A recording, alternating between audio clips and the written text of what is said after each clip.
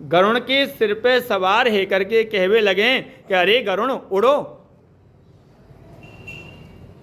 तो गरुण उड़ने लग जाएं। जहाँ कहें वहीं जाना पड़ रहा है गरुण जी महाराज को। अब तो महाराज गरुण ने अपनी माता से कही कि माँ, मैं इतना बलिष्ठ हूँ, इतना ताकतवर हूँ, मैं इतनी ताकत रखता हूँ, फिर भी मुझे इन सर्पों की दास्ता करनी पड़ती है। मैं क्या करूं? ऐसा कोई उपाय बताओ जिससे कि ये दासत्व जो जीवन है इससे छुटकारा मिल जाए। माँ जो है बेटे की बात को सुनकर के बड़ी दुखी हुई और कहने लगी कि बेटा,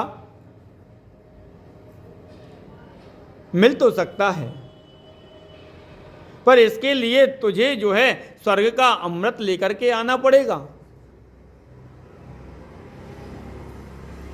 गरुण जी महाराज कहने लगे कि मां, मैं आपके लिए कुछ भी करने को तैयार हूं, आप जो कहोगी मैं वही करूंगा। तब गरुण जी महाराज स्वर्ग का अमृत लेने के लिए गए हैं। देवराज इंद्र ने वज्र लेकर के युद्ध की चुनौती दे दी है और कहा कि देखो गरुण, तुम इस अमृत से हाथ नहीं लगा सकते,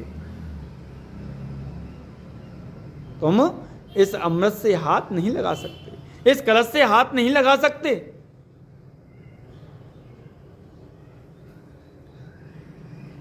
गरुण जी ने देवताओं से कहा, आज सारे देवता मिलकर के भी मुझे रोक नहीं सकते। यों कहते कहते गरुण जी महाराज ने बलपूर्वक अपनी हठ धर्मता से लेकर के उस अमृत कलश को देवताओं से छीन लिया है।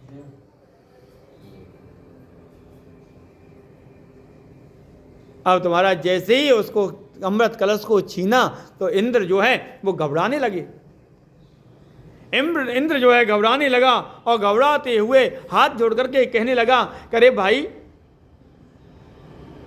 तुम जिन सर्पों के लिए अमृत लेकर के जा रही हो, यदि उन्होंने अमृत पी लिया तो सर्वनाश हो जाएगा। हम दोनों के बीच में समन्वय हुआ और गरुण ने अमृत लाकर के सर्पों को दिया और दासत्व से मां को मुक्त किया है। और उसी समय इंद्र ने आकर के अमृत कलश को अपहरण कर लियो है और अपहरण करके उस अमृत कलश को अंतर्ध्यान हो गया है।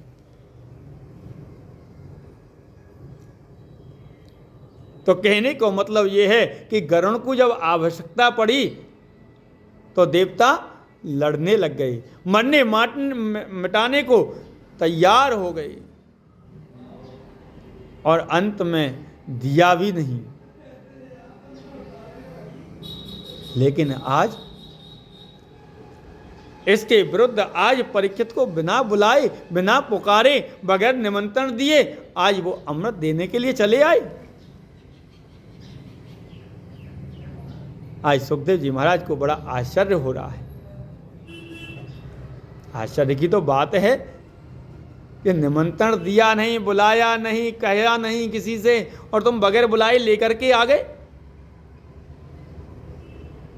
तब देवताओं ने कहा कि महाराज, एक निवेदन हम भी आपसे करना चाहें, आप सुनोगे? यह स्वर्ग का अमृत आप आज परीक्षित को पिला दें और इसके बदले में जो कथामृत आप परीक्षित को पिलाने जा रहे हैं उस कथामृत का पान हमें करा दें, उसे आप हमें पिला दीजिए। सुखदेव जी महाराज कहने लगे कि वाह, प्रपास्योमो वयम सर्वे श्रीमद्भागवतात्मतम।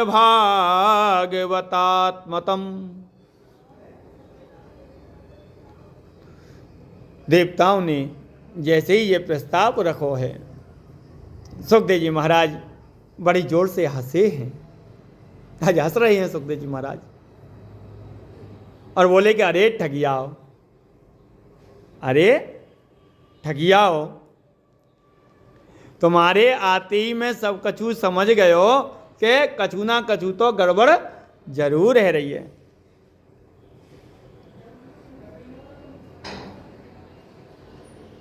दधीची बाबा को दंडवत प्रणाम करो हतो तुमने, तो बाके बदले में तुमने बातें दधीची बाबा ते हड्डी मांग ली हैं। और तुम लोग तो बड़े स्वार्थी हो और अपनों कार्य करने में, कार्य बनाने में बड़े निपुण हो।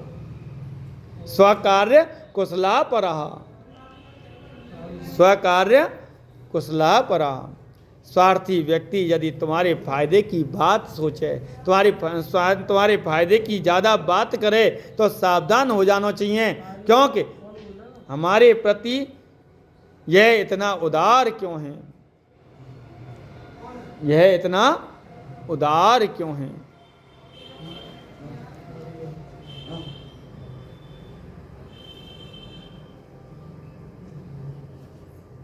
तो देवताओं ने पहला फायदा तो परीक्षित का बतलाया ही है कि महाराज इसे अमृत पिला दीजिए, अमृतत्व का प्राप्त हो जाएगा।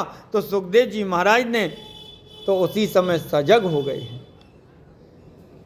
सुखदेव जी महाराज उसी समय सचेत हो गए हैं कि अरे तुम बगैर मतलब के अमृत कलश नहीं लेकर के आए।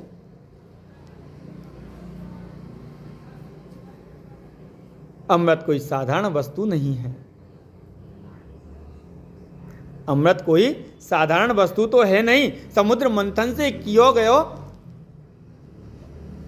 समुद्र मंथन जब कियो गयो हो तो उसमें से प्रकट हुआ है 14 रत्न निकले। उन 14 रत्नों में से एक सबसे दिव्य रत्न निकला जिसका नाम था अमृत, जिसके बंटवारे को लेकर के बहुत भयंकर युद्ध हुआ है। देवता और दानवों में बड़ा भयंकर युद्ध हुआ और स्वयं भगवान को मोहिनी रूप धारण करके और उस अमृत कलश को के बंटवारे के लिए मोहिनी रूप धारण करना पड़ा। बोलो मोहिनी भगवान की।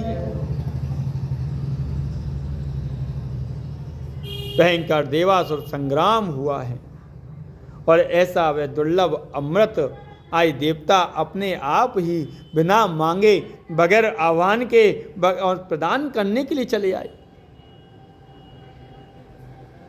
और दौड़े दौड़े चले आए हैं। बिना मतलब के क्या कोई बगैर मतलब के कोई अपनी कीमती वस्तु दे सकता है? दे सकता है क्या? नहीं दे सकता। बिना मतलब के कोई इतनी कीमती वस्तु हमें क्यों प्रदान करेगा? परंतु जब इसके बदले में भागवतामृत जब मांगा तो इसी से हमें समझ लेना चाहिए कि वह अमृत कितना दुर्लभ है, वह अमृत कितना दुर्लभ है। तो यह भागवता अमृत जो है, भागवत रूपी जो अमृत है, यह कितना अद्भुत होगा, जिसके बदले में देवता लोग वह अमृत देने को तैयार हो गए हैं। वह अमृत देने